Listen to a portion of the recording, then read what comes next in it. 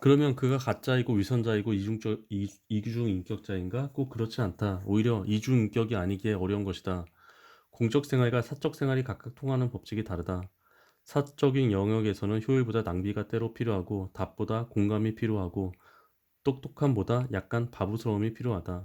결론보다 가정이 필요하고 지시보다 함께함이 필요하다. 냉정함보다 따스함이, 몸살이보다 몸씀이 필요하다.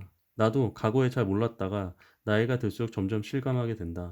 사실 이제는 과거와 달리 공적 생활에서조차 후자의 태도 또한 필요한 경우가 증가하고 있다. 그러므로 사회적 능력 있고 존경받는 사람이 집안에서 인정받고 사랑받는 사람이 되지 못하는 경우가 많은 것이다. 자신도 주위도 행복하려면 일에서 가정에서도 환영받으려면 어떻게 해야 할까? 어쩌면 두월 모드를 유지하기 위해 이중인격자가 되어야 할지 모른다. 퇴근 후에는 스위치 모드를 스마트에서 덤 모드로, 냉수에서 온수 모드로 바꾸자.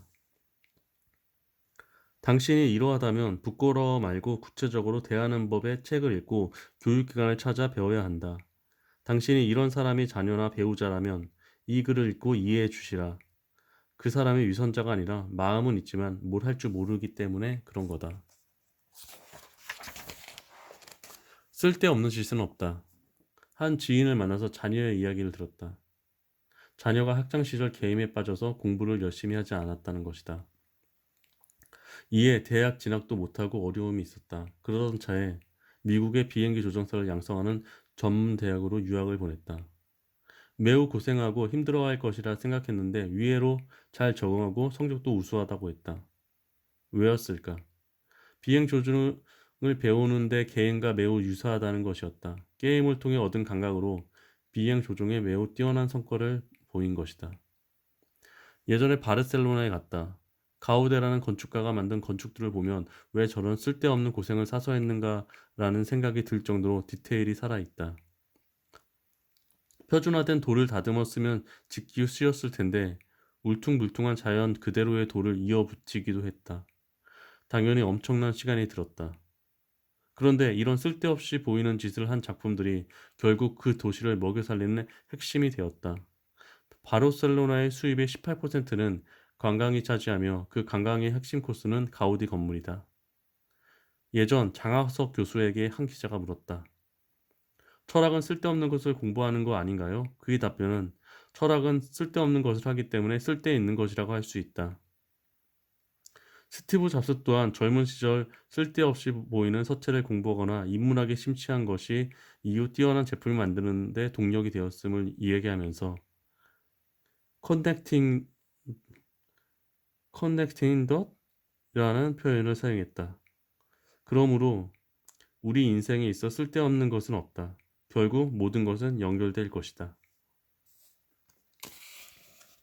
나는 나의 삶의 통제자요, 원인이요, 자유인인가? 심리학자 로딘과 랭어의 유명한 실험이 있다. 그것은 요양원 노인들을 두 그룹으로 나누고 동일하게 일주일에 한 번 영화를 볼 기회와 키울 식물 한 그루를 주었다. 단 한 그룹에서는 키울 식물을 직접 고르고 언제 물을 줄지도 스스로 정하게 했으며 영화도 언제 볼지 선택하게 했다. 그러나 또 한 그룹에게는 직원이 모든 것을 선택해서 지시했다. 18개월 뒤 실험자들은 놀라운 결과를 발견했다. 전자의 그룹의 노인들이 더 행복하고 건강했을 뿐 아니라 사망자 수가 절반에 불과했다. 실험자들도 수명의 차이까지는 예측하지 못했다고 한다. 선택, 총재권, 자유의 삶이 인간에게 얼마나 중요한지 아무리 잘 먹고 잘 살아도 자신의 삶에 자신이 원인이요, 선택자요, 창조자가 아니라면 인간은 행복할 수 없다. 사육당하는 애완견과 다를 바 없을 것이다. 또 다른 연구에 의하면 인간이 실제 자신의 삶을 통제하지 못하더라도 통제하고 있다는 생각, 착각만 해도 삶은 훨씬 건강하고 행복해진다는 것이다. 그러므로 자신이 통제할 수 없다고 절망되는 환경, 직장 환경, 상사, 자녀들에 쌓여 있다고 해도 인간은 길이 있다. 인간의 생각은 실제에 대한 관점을 바꿀 수 있는 힘이 있다. 더욱 흥미로운 것은 많은 경우 관점을 바꾸면 실제도 정말 바뀌곤 한다는 것이다. 자신이 삶의 원인이요 통제자요 자유인으로 여기고 우뚝 서서 삶을 직면하다.